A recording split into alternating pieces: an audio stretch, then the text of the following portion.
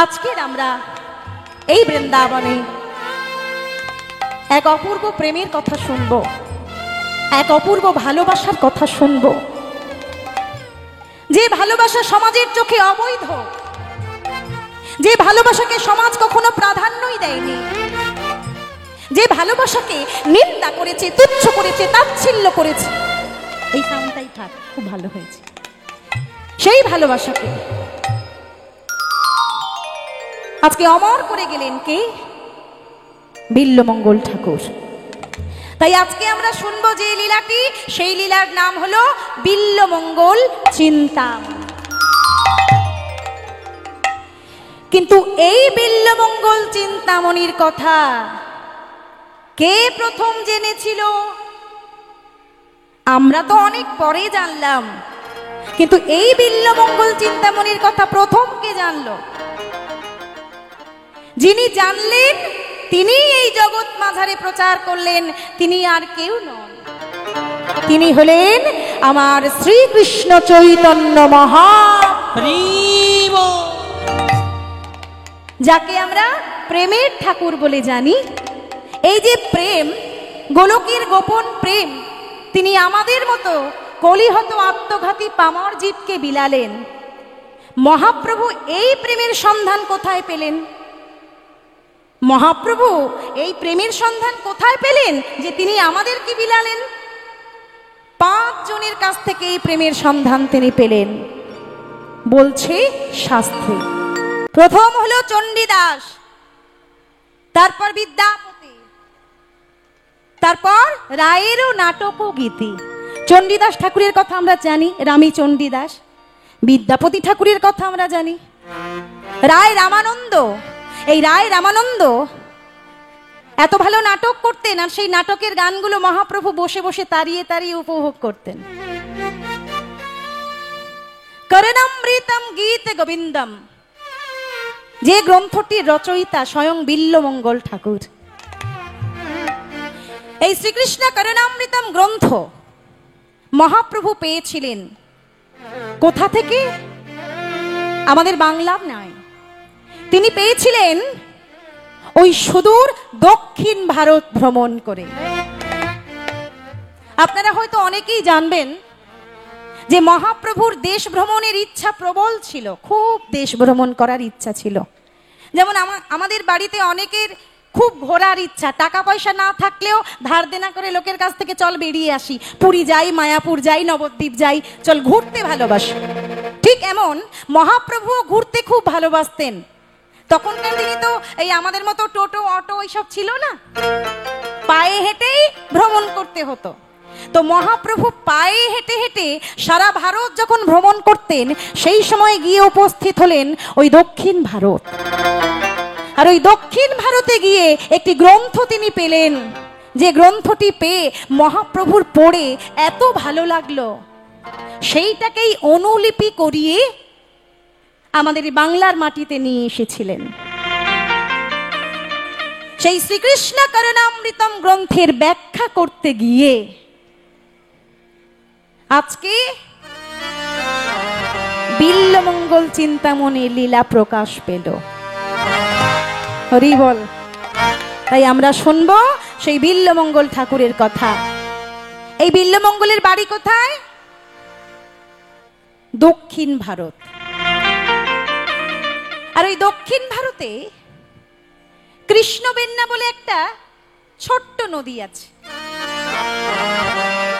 ওই কৃষ্ণবেন্না নদীটির ঠিক গা ঘেঁষে রয়েছে ছোট্ট একটা গ্রাম, যে গ্রামটির নাম কৃষ্ণবেন্না গ্রাম। আর ওই কৃষ্ণবেন্না গ্রামে এক নিষ্ঠাবান ব্রাহ্মণ বাস করতেন, যার নাম হরিহর মিশ্র। এই হরিহর মিশ্রকে, যে বিল্বমঙ্গলের কথা আমরা জানি, সেই বিল্বমঙ্গলের পিতা। এই হরিহর মিশ্র ছিলেন একজন নিষ্ঠাবান ব্রাহ্মণ। সংস্কৃত মন্ত্র উচ্চারণে তার জুড়ি মেলা ভার, নিষ্ঠাযুক্তভাবে এত সুন্দর করে পূজা অর্চনা করতেন, তার সুনাম দেশ বিদেশে ছড়িয়ে পড়েছিল। এই হরিহর মিশ্রের বড় ছেলে নাম বিল্ল ঠাকুর। তাই আমরা আস্বাদন করব সেই বিল্লমঙ্গল চিন্তামণির কথা। চলো, এই বিল্লমঙ্গল ছেলেটা যে কোথায় যায় না। বিল্ল, এই বিল্ল। বিল্লমঙ্গল খেলা করছিল, ছুটে এসে, বাবা ও বাবা, কি হয়েছে? কোথায় গেছিলিস? কোথায়? তুই জানিস না প্রত্যেকদিন সকালে তোকে একটা কাজ দিই আমি। ও বাবা, ফুল তুলতে হবে তো, দাও দাও, ফুলের সাজিটা আমায় দাও দেখি। ভক্তমণ্ডলী মায়েরা, ছোট্টবেলা থেকে বিল্লমঙ্গল তার বাবার কোলের কাছে বসে পূজা দেখে। আর বিল্ল ঠাকুরের বাবা হরিহর মিশ্র রোজ তাকে ভগবানের সেবার জন্য ফুল আনতে পাঠায় জঙ্গলে। ভক্তমণ্ডলী মায়েরা একটু লক্ষ্য করবে কথাগুলো। আচ্ছা, আমাদের ঘরের সন্তানদেরকে এরকম শিক্ষা কজন আমরা দিই? বাবা, আরো ছেলে না খেতে চাইলে তার হাতে মোবাইলটা ধরিয়ে দিই, না খা। কার্টুন দেখবে বাবা, কার্টুন, এ নাও কার্টুন দেখো আর খাও। অভ্যাস, এই অভ্যাস যার একবার নষ্ট হয়ে যায়,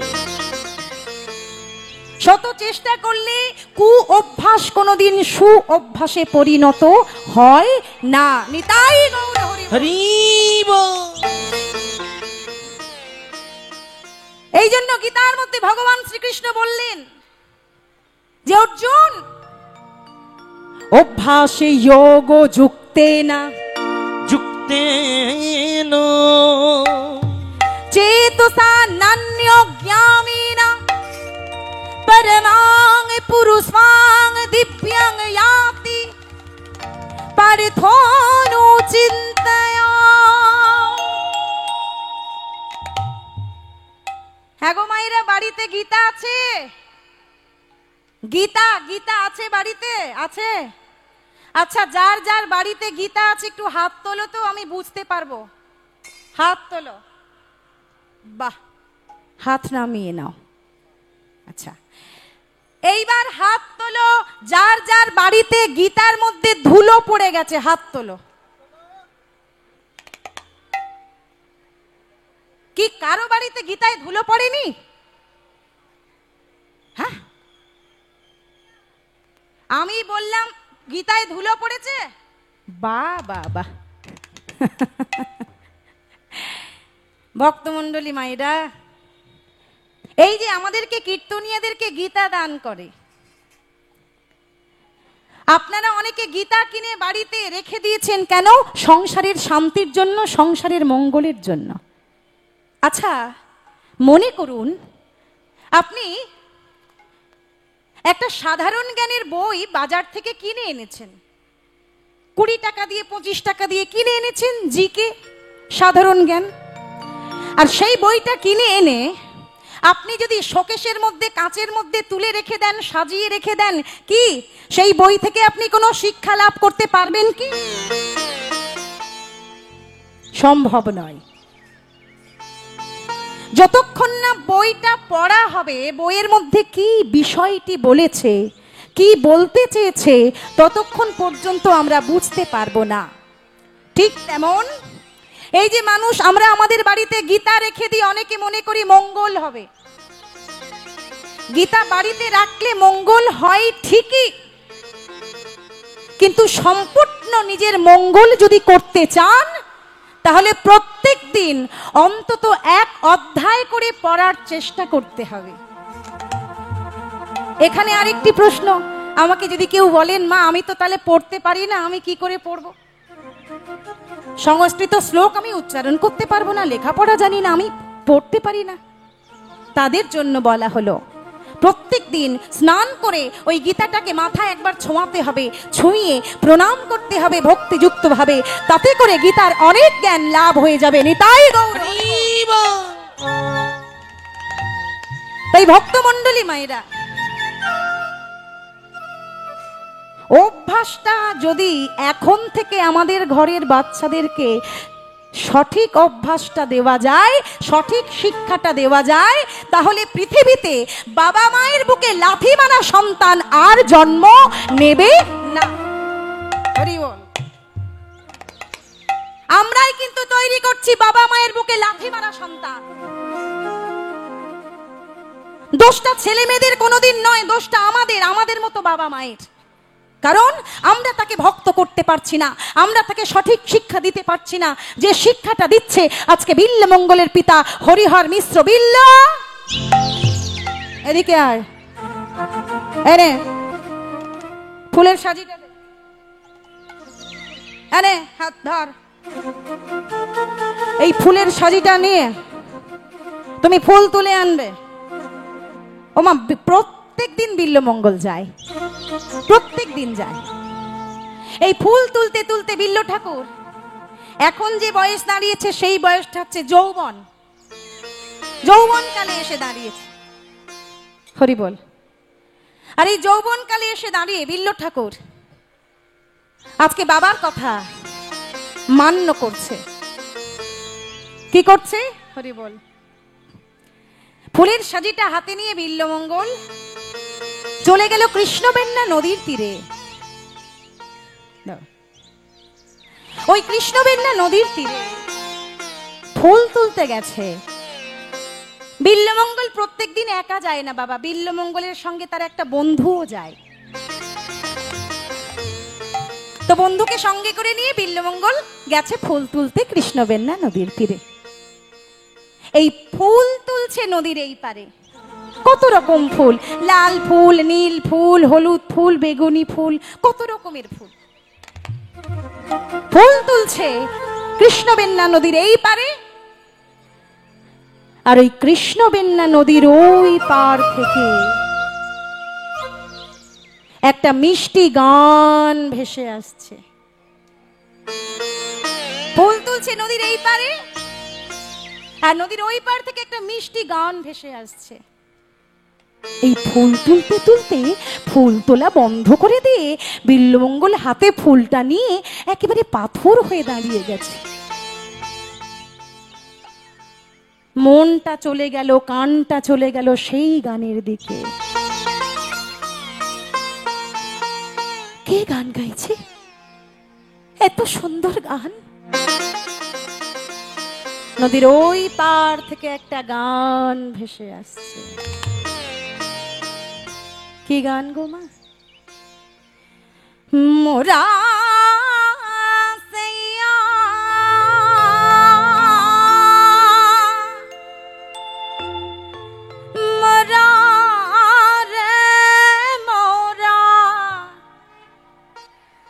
মোরা সैया মোরা सैया बुलावे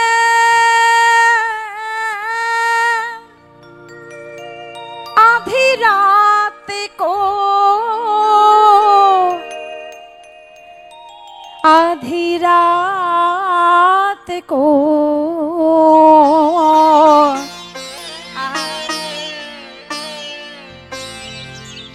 नदियाँ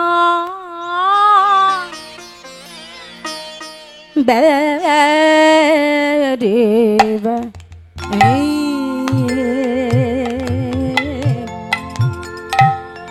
नदियाँ बैरी बने उलुध्वनि निताई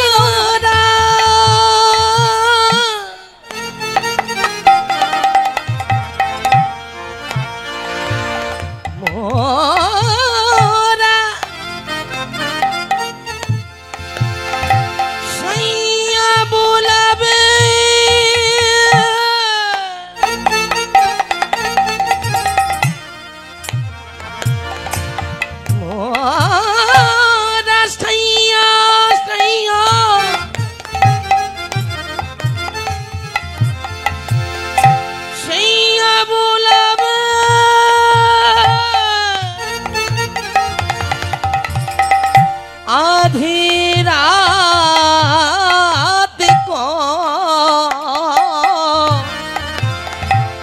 नदिया नदिया नदिया बैर बने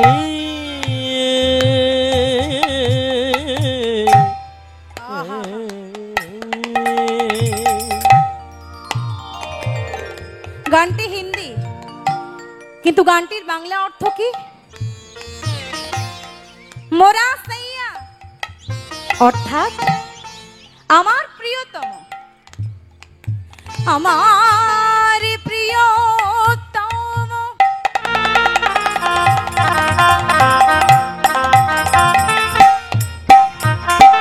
বাবা শৈরে আমার প্রিয়তম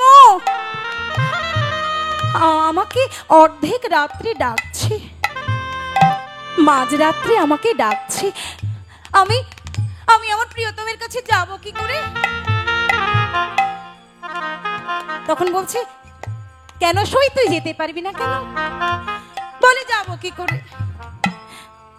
আমি যে আমার প্রিয়তমের কাছে যাব, আমার আর আমার প্রিয়তমের মাঝখানে একটা বাধা আছে।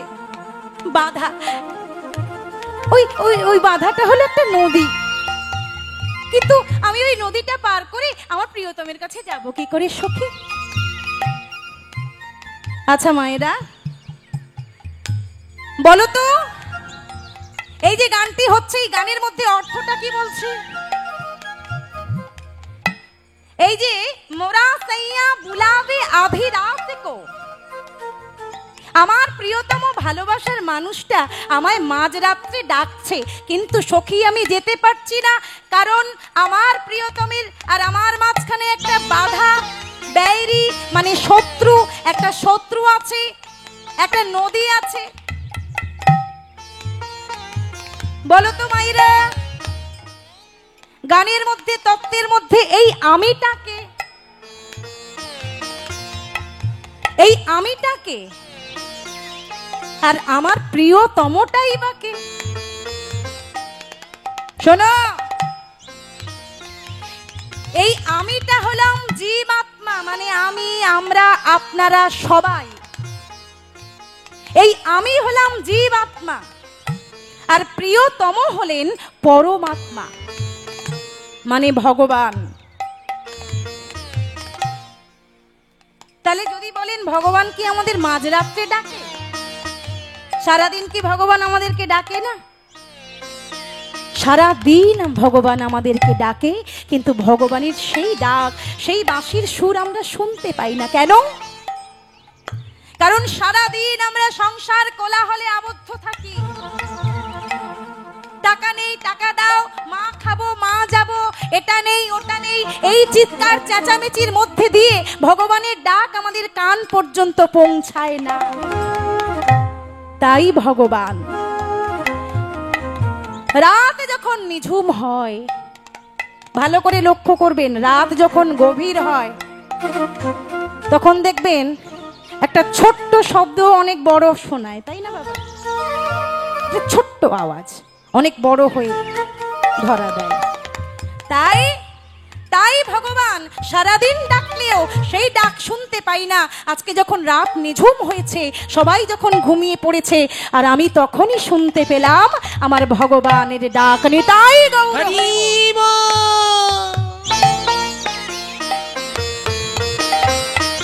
আহা, কিন্তু সই আমি যাব কি করে? আমার ভগবান আমায় ডাকছে কিন্তু আমি আমার ভগবানের কাছে যেতে পারছি না, কারণ আমার আর আমার ভগবানের মাঝখানে রয়েছে একটা নদী। কোন নদী?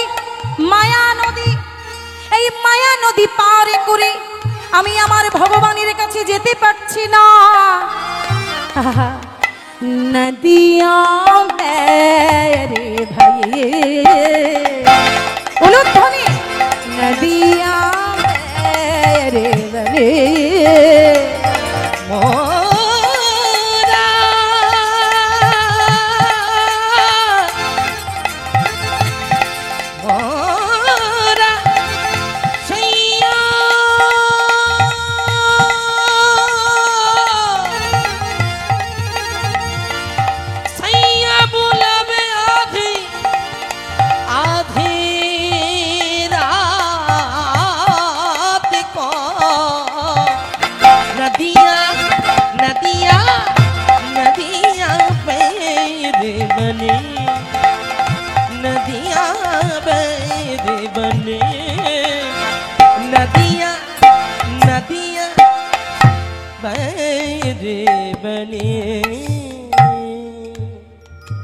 আরো একটু তত্ত্বপূর্ণ শুনুন।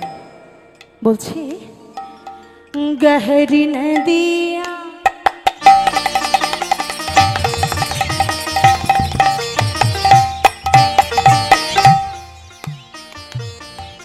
গহরি মানে কি? গভীর।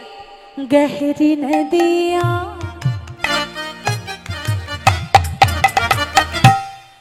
আমি যাব ঠিকই সখী, কিন্তু নদীটা এত গভীর। বলে গভীর নদীটা তোর চিন্তা কি? তুই কি সাঁতরে সাঁতরে যাবি? তুই নৌকা নিয়ে পার হয়ে যা। বলে নৌকার কথা বলছিস সখী? নৌকার দিকে একবার ভালো করে তাকিয়ে দেখ। নাও, নৌকা নাও পুরানি গহরি নদিয়া আমি পারবো না। গহরি নদিয়া এই মায়া নদীটা বড্ড গভীর বাবা। না পুরা এই মায়া নদীতে যে একবার ডুব দিয়েছে সে আর কোনোদিন উঠতে পারেনি। একে তো এই মায়া নদীটা গভীর, তার উপরে নাও, নৌকাটা আবার পুরনো, যে নৌকায় করে যাব। ও সখী, ওই নৌকাটা তো আবার ভাঙা চোরা রে। কি করে? হ্যাঁ গো মা, একটা নৌকায় যদি 9 জায়গায় ছিদ্র হয়, সেই নৌকাটা ভালো না খারাপ বাবা? খারাপ। কি খারাপ? তো মানে নৌকাটার তত্ত্ব কোথায়? এই যে নৌকা কোথায় জানো? আমাদের এই দেহের সঙ্গে তরীর তুলনা করছে। এই দেহ তরী, এই দেহ নৌকা নিয়ে আমরা পারাপার হব ওই পারে, কিন্তু এই দেহ নৌকায়, দেহ তরীতে 9 জায়গায় ছিদ্র, এই ভাঙা নৌকা নিয়ে যাব কি করে? নিতাই গৌর হরি। কেমন করে ভাঙা? লক্ষ্য রাখবেন, 2টি কর্ণ ছিদ্র, 2টি চক্ষু ছিদ্র, 2টি নাসিকা ছিদ্র, মুখ, বায়ু, উপস্থ, এই 9 ছিদ্র যুক্ত এই দেহ তরী নাও পুরাণে। গহরি নদিয়া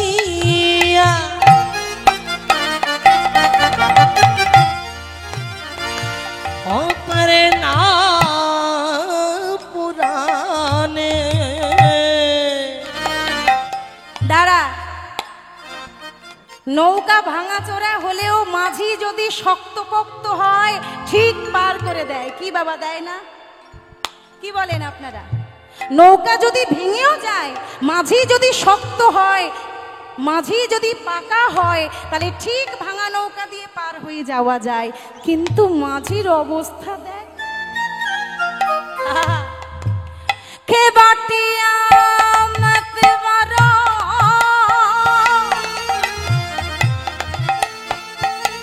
যে নাবিকের পাল্লায় পড়েছি ওই নাবিক আবার মাতাল। কোন মাতাল নাবিক? এই নাবিকটাকে, এই দেহের তত্ত্বটাকে জানতে হবে, তবেই ভালো লাগবে কীর্তন। দেহের তত্ত্ব আমরা যারা না জানতে পারবো, তারা কোনোদিন ভগবানের তত্ত্বকে আমরা বুঝতে পারবো না। খেবা দিয়া মাতবারো মানে মাতাল, যে নাবিক আমায় পার করবে সে আবার মাতাল। নাবিকটাকে, মাঝিটাকে, এই মন মাঝি। আমরা মনে মনে ভাবি এক আর করি আর এক। কি বাবা, তাই নয় কি? ওই জন্য একটা গান আছে না, মনটাকে মাঝির সঙ্গে তুলনা করছে। ওই যে মন মাঝি,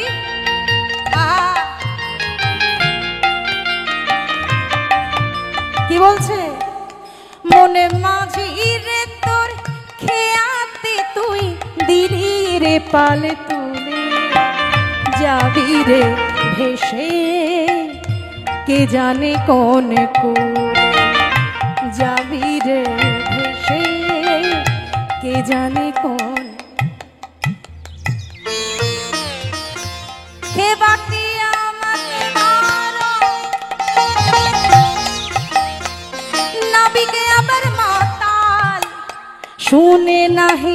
मरिबार मरिबार नदियाँ बैर बने नदियाँ बैर बने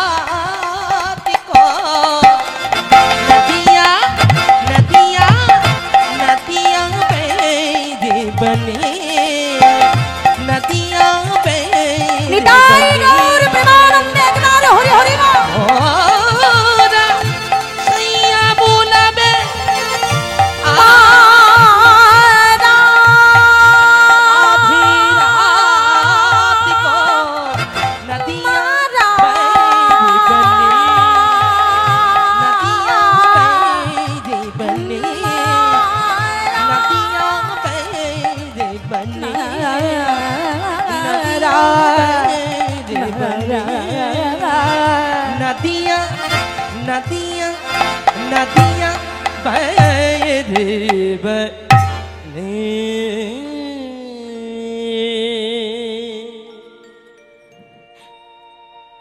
কে গান গাইছে কে গান গাইছে গো এত সুন্দর কণ্ঠ তখন বিল্লমঙ্গলের সঙ্গে যে বন্ধুটা গেছিল সে তখন বিল্লমঙ্গলের হাত ধরে টানছে এই, এই, এই, এই, তুই কি শুনছিস রে গান শুনছিস ছ্যা ছ্যা ছ্যা ছ্যা কানে আঙুল দে কানে আঙুল দে হ্যাঁ ওই গান মানুষে শুনে ছি ছি ছি একটা নোংরা মেয়ে ছেলে গান গাইছে আর সেই নোংরা মেয়ে ছেলেটার গান তুই তাড়িয়ে তাড়িয়ে উপভোগ করছিস চলে আয় চলে আয় শোন ওই যে গান যে গাইছে না সে একটা নোংরা মেয়ে ছেলে বাজে মেয়ে ছেলে সমাজের নীচ মেয়ে ছেলে হ্যাঁ যে গানটা গাইছে না সমাজের সব নিম্ন স্তরের লোক যারা মদ খায় যাদের চরিত্রের ত্রুটি আছে সব ওইখানে গিয়ে বসে বসে গান শোনে আর তুই একটা ব্রাহ্মণের ছেলে হয়ে তুই ওই বাইজির গান শুনছিস চলে আয় চলে আয়। তখন বিল্লমঙ্গল বলছে হ্যাঁ রে শাস্ত্রে বলা আছে যে সুরং পরম ব্রহ্ম তালং পরম ব্রহ্ম সুর তাল এগুলো নাকি পরম ব্রহ্মের জিনিস আচ্ছা পরম ব্রহ্মের জিনিস শুনলে যদি মানুষ খারাপ হয়ে যায় সেটা শাস্ত্রে বলেছে কেন কি গো মায়েরা সুর তাল পরম ব্রহ্মের জিনিস কিনা সেটা আপনারাই বিচার করুন সুর তাল যদি পরম ব্রহ্মের জিনিস নাই হবে তাহলে উষা অনিরুদ্ধ মর্তভূমির মাটিতে জন্মাতো না বাবা কে উষা অনিরুদ্ধ এই উষা অনিরুদ্ধ ছিল স্বর্গের নর্তক এবার নর্তকী পরবর্তীতে অভিশাপ প্রাপ্ত হয়ে সামান্য একটু তাল ভঙ্গ হয়ে গিয়েছিল একটু নাচের নৃত্যের তাল কেটে গিয়েছিল তাই অভিশাপে মর্তের ভূমিতে জন্ম নিতে হলো মর্তের মাটিতে জন্ম নিল পরবর্তীতে যাদের নাম হলো বেহুলা লক্ষিন্দর বন্ধুটা টেনে নিয়ে চলে গেল বিল্লমঙ্গলকে কিন্তু বিল্লমঙ্গলের কান থেকে সেই সুর গেল না সারা রাত চিন্তা করছে বাবা বাবা এত সুন্দর যার কণ্ঠ এত সুন্দর যে গান গাইতে পারে তাকে না জানি দেখতে কত সুন্দর কি গো এত ভালো যে গান গাইতে পারে তাকে না জানি দেখতে কত ভালো আমি একবার সামনাসামনি গিয়ে তার গান আমি একটু শুনবো এই বলে বিল্লমঙ্গল সবার অলক্ষ্যে কারণ ব্রাহ্মণের ছেলে কিনা ব্রাহ্মণের ছেলে বাইজি বাড়ি যাচ্ছে লোকে যদি এটা দেখে গায়ে থুতু দেবে না কি মায়েরা তাই না সমাজে যাদের প্রভাব আছে, প্রতিপত্তি আছে, যাদের একটা শক্তি আছে সমাজে, ব্রাহ্মণ বলে কথা, সে যদি বাইজি বাড়ি যায় তাহলে লোকে মন্দ কথা বলবে না? তাই দিনের বেলাতে নয়, সবাই যখন ঘুমিয়ে পড়ল, সবাই যখন ঘুমিয়ে পড়েছে, রাত যখন নিঝুম হয়েছে, ঠিক তখন বিল্ল ঠাকুর ধীরে ধীরে চলেছে কোথায়? ওই চিন্তামণির বাড়িতে। ওমা, অনেক রাত, রাত 2-2:30 বেজে গেছে। আর অত রাত্রে যারা নেশাগ্রস্ত মানুষ যারা ছিল, সব নেশা কেটে গেছে, তারা যার যার বাড়িতে চলে যাচ্ছে। আর ঠিক সেই সময় সবাই যখন চলে যাচ্ছে, নেশা কেটে যাচ্ছে, তখন বিল্লমঙ্গল ঢুকছে এই চিন্তামণির বাড়িতে। তখন চিন্তামণির একজন সখী ছিল, সে ওই বিল্ল ঠাকুরকে দেখে ছুটে এসে চিন্তার কাছে বলছে, ও আরে ও চিন্তা, আরে দেখে যা, দেখে যা, এক বাবু এসেছে রে বাবু। ও চিন্তা, বাবুর আবার দেখতে বেশ সুন্দর, আবার বয়সটাও কম। আরে ও চিন্তা, একে যদি তুই একবার নাচের আকর্ষণে, একবার গানের মোহে, একবার রূপের বশে আকর্ষণ করতে পারিস না, তাহলে ওর ঘরের যা সম্পত্তি সব তোর হয়ে যাবে।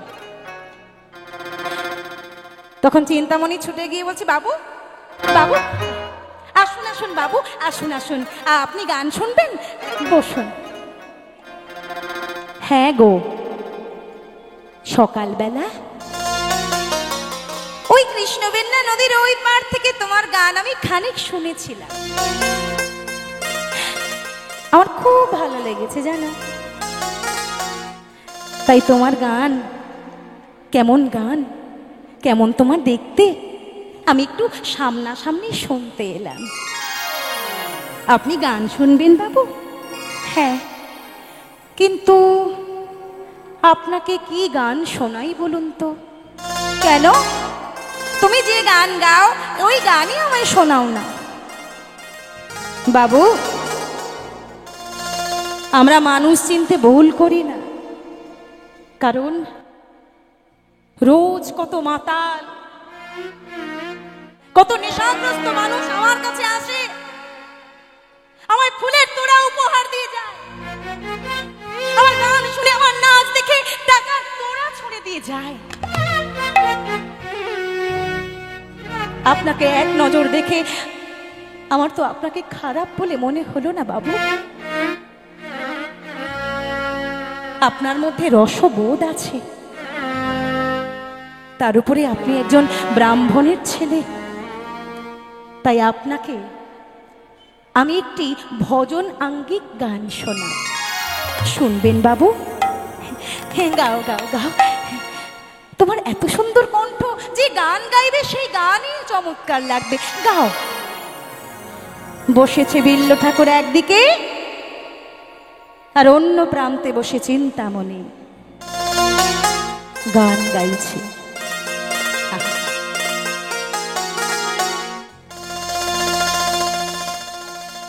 একদিকে বিল্ল ঠাকুর, অন্যদিকে চিন্তামণি। যমুনা কি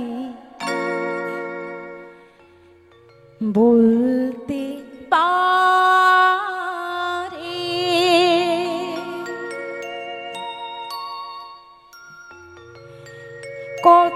কতবার কেঁদেছে রাধা, যমুনা কি বলতে পারে,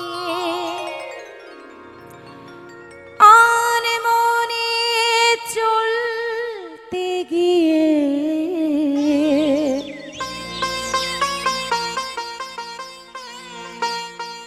আর মনে চলতে গিয়ে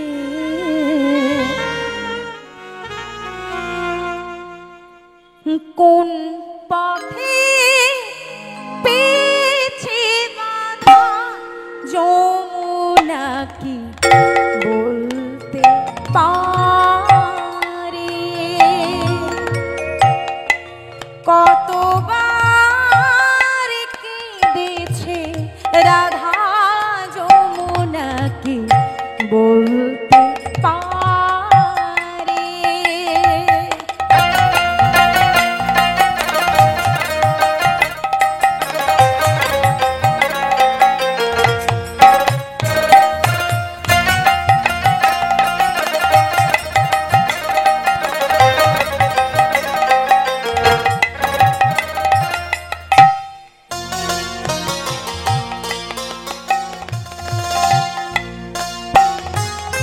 রাধা এত কেঁদেছে,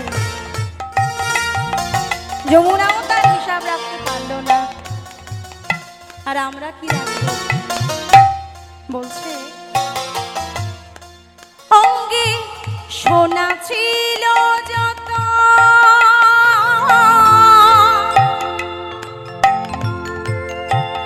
কলঙ্কে দ্বিগুণ তত, অঙ্গে সোনা ছিল যত, কলঙ্কে দ্বিগুণ তত, ও কালী চন্দন অবিরত, ও কালী চন্দন অবিরত, কালিন্দির ওই কালো জলে,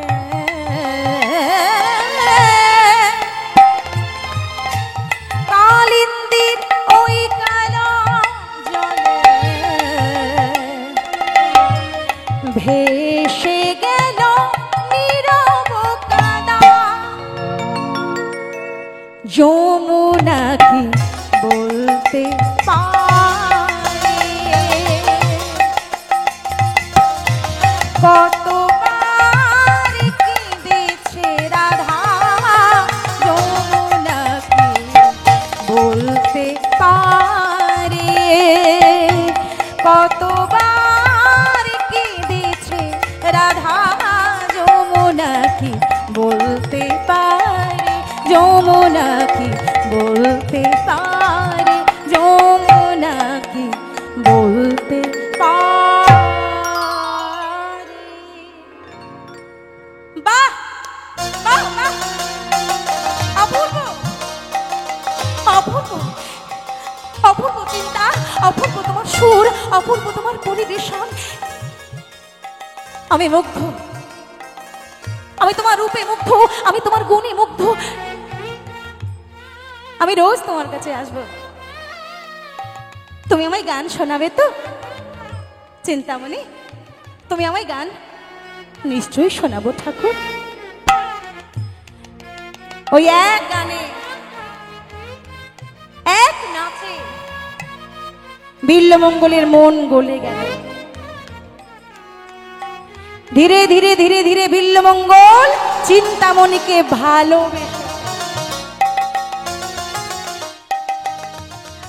আগে লুকিয়ে লুকিয়ে রাতের অন্ধকারে চিন্তার বাড়িতে যেতেন, আর এখন দিনের আলোতেও চিন্তামণির কাছে যায়।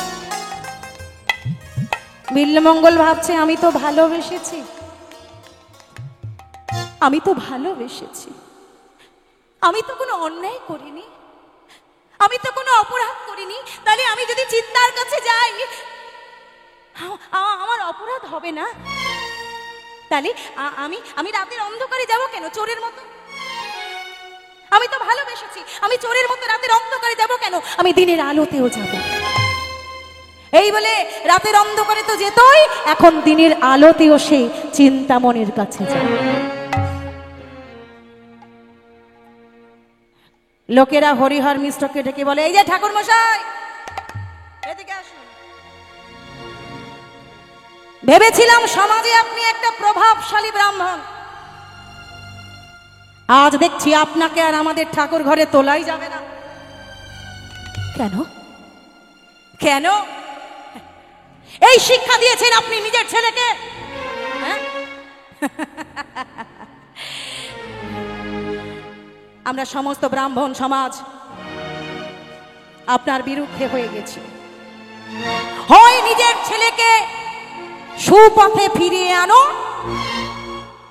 না হলে আপনাকে আমরা বহিষ্কার। শুনুন ঠাকুর মশাই, অনেক অনেক সহ্য করেছি, আর নয়। নিজের ছেলেকে এইবার সামলান, এখনো সময় আছে। ওই বাইজি বাড়ি থেকে যাওয়া ওকে বিরত করুন, ওকে আটকান, রক্ষা করুন নিজের ছেলেকে। ভক্তমণ্ডলী মায়েরা, আপনাদের ঘরের যদি কোনো ছেলে কুপথে চলে যায়, আমাদের ঘরের যদি কোনো ছেলে নষ্ট পথে চলে যায়, খারাপ পথে চলে যায়, লোকে যদি আমাদেরকে ডেকে বলে ছেলেটা নষ্ট হয়ে যাচ্ছে, ছেলেটা বদমাইশ, ছেলেটা নোংরা, ব্যবহার খারাপ হয়ে যাচ্ছে, কি গো মায়েরা, যার ছেলে তার কি ভালো লাগবে শুনতে কথাগুলো? হরিহর মিশ্র ঠাকুর মশাই বড্ড কষ্ট পেলেন অন্তরে। ছেলেটাকে ডাকলেন, বিল্ল বাবা, ছোটবেলা থেকে তোকে কত কষ্ট করে মানুষ করেছি, কি অধঃপতন বাবা তোর, নিজের বাবার মুখের দিকে একবার তাকালি না খোকা? জানিস লোকে আমায় কত মন্দ কথা বলে, জানিস লোকে আমায় কত অপমান করে। খোকা খোকা, তুই ওই বাইজি বাড়িতে আর যাসনি বাবা, আমি তোর কাছে হাত জোড় করছি বাবা, আমি তোর কাছে হাত জোড় করছি, তুই আর ওই বাইজি বাড়িতে যাসনি বাবা। বাবা কত অনুরোধ করলো, কত অনুরোধ, কত অনুনয়, কত বিনয়, কিন্তু বিল্লমঙ্গল চিন্তামণির প্রেমে এমনই পাগল, বাবার কথাকেও সে অমান্য করে চলে যায় ওই বাইজি বাড়িতে। একদিন বসে বসে গান শুনছে চিন্তামণির, ঠিক এমতো অবস্থায় রাতের বেলা বিল্ল ঠাকুরের ছোট ভাই ছুটে এসেছে, দাদা দাদা দাদা তুই কোথায়, শিগগির বাইরে আয়, দাদা আমাদের যা সর্বনাশ হয়ে গেছে, দাদা আমাদের বাবা মারা গেছে। পিতা গো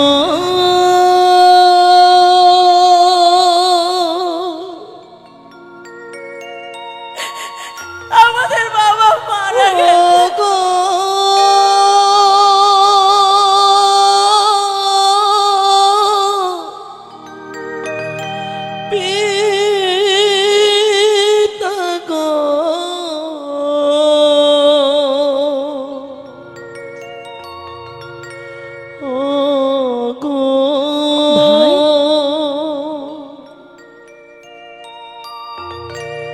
পিতা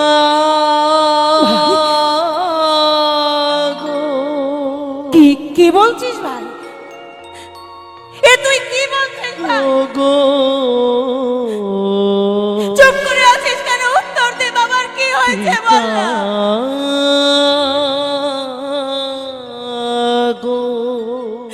বল না ভাই, চুপ করে আছিস কেন, বাবার কি হয়েছে বল না।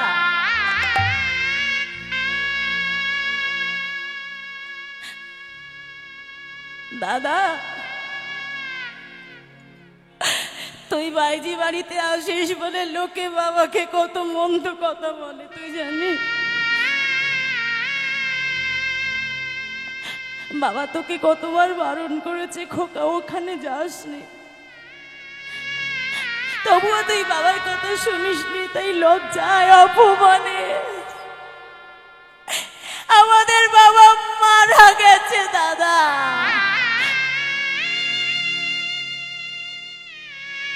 কি বলছিস ভাই, বাবা আর নেই, বাবা আর নেই, তুই কি কি বলছিস ভাই?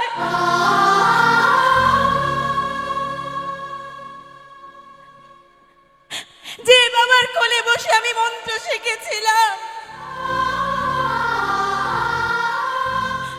কোন দেবতার কোন ফুল দিয়ে পূজা করতে হয়, কি মন্ত্র বলতে হয়, আজকে সেই বাবা আমায় ছেড়ে চলে গেল ভাই।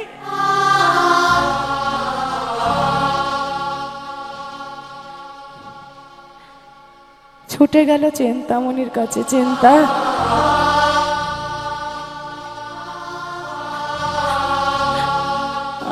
ও চিন্তা, আমার আমার বাবা তো মরে গেছে শুনলে তো বলো।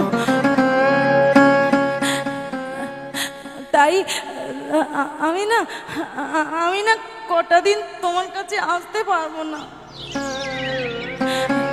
তুই তো জানো শ্রাদ্ধের কাজ না মিটলে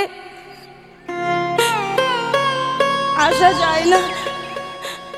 আমি কটা দিন তোমার কাছে আসতে পারবো না। চিন্তা, ও চিন্তা,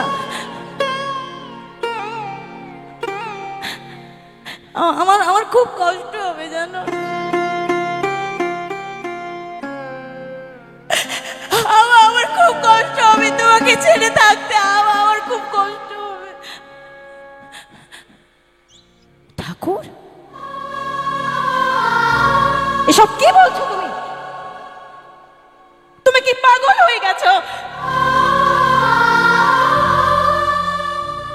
তুমি কি পাগল হয়ে গেছো? এসব কেন বলছো তুমি? তোমার বাবা মরে গেছে, সেদিকে তোমার ভ্রুক্ষেপ নেই। আমার কাছে কখন আসবে তুমি এই চিন্তায় মগ্ন।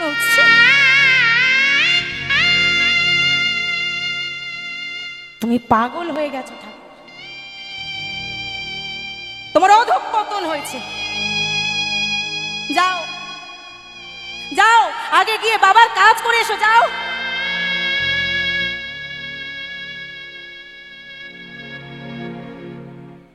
চলে গেল বেল্লমঙ্গল। বাবার দেহটাকে শ্মশানে নিয়ে যাওয়া হলো। শ্মশানে চিতার কাঠ সাজিয়ে দেওয়া হলো। চিতার কাঠ সাজিয়ে দিয়ে বাবার মৃতদেহটাকে চিতার উপরে তুলে দিল বেল্লমঙ্গল।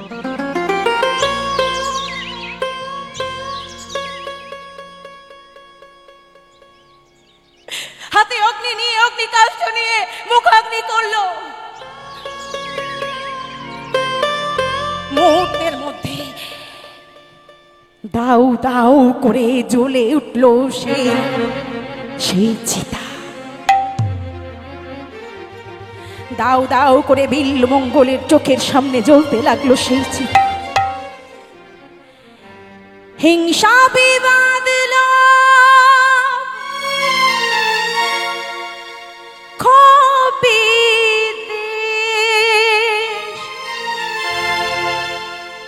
চিতাতে সব শেষ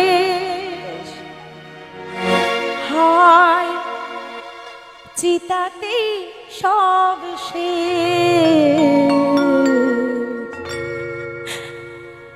এই তো জীবন,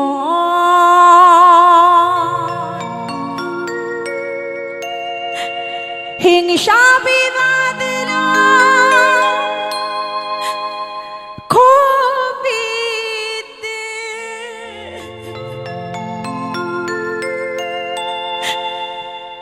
চিতাতে শেষ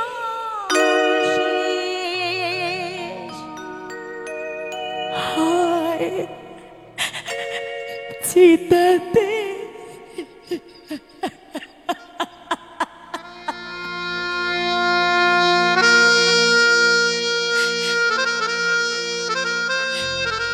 ওরে মানুষ, কবে তোদের চেতনা হবে রে? এত সুন্দর মনুষ্য জন্ম পেয়ে তোরা হরি ভজন করলি না। হায় রে মানুষ,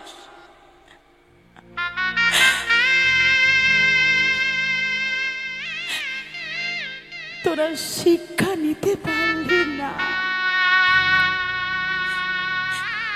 এই যে শ্মশানে দাউ দাউ করে জ্বলছে বিল্বমঙ্গলের বাবার চিতা, জেনে রেখো এই চিতা প্রত্যেকের হৃদয়েও জ্বলছে বাবা।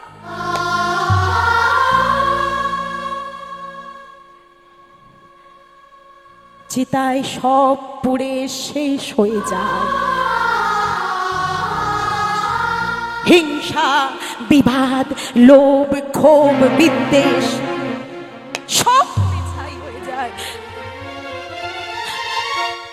কিন্তু আমরা মানুষ সারা জীবন খেয়ে শুয়ে দিন কাটালাম, লক্ষ লক্ষ টাকা কামাই করলাম, একবারও ভেবে দেখলাম না এই মানব জন্মের সার্থকতা কোথায়?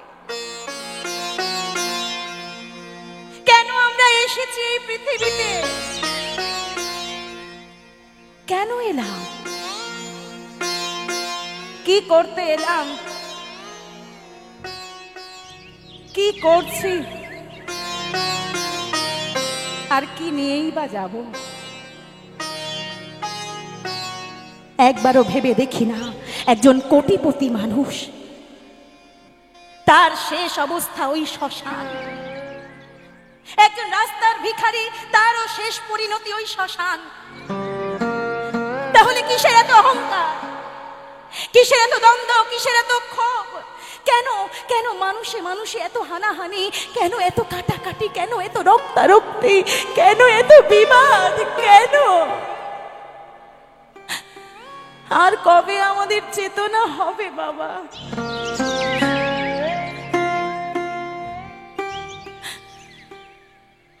এই বিষয় সম্পদে মত্ত হয়ে, এই মায়ায় মোহে মত্ত হয়ে, সম্পত্তির লোভে